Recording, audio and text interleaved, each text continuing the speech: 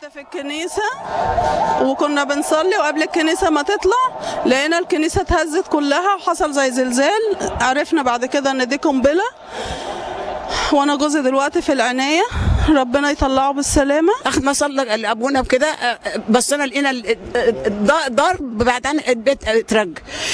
بعدت الناس تصوت في الكنيسه، قال لهم ابونا ما فيش حاجه، مش اهدوا اهدوا اهدوا اهدوا عشان يهدي الناس. بدأ صوت والتم عشان انا ابني واقف على الباب شغال امن.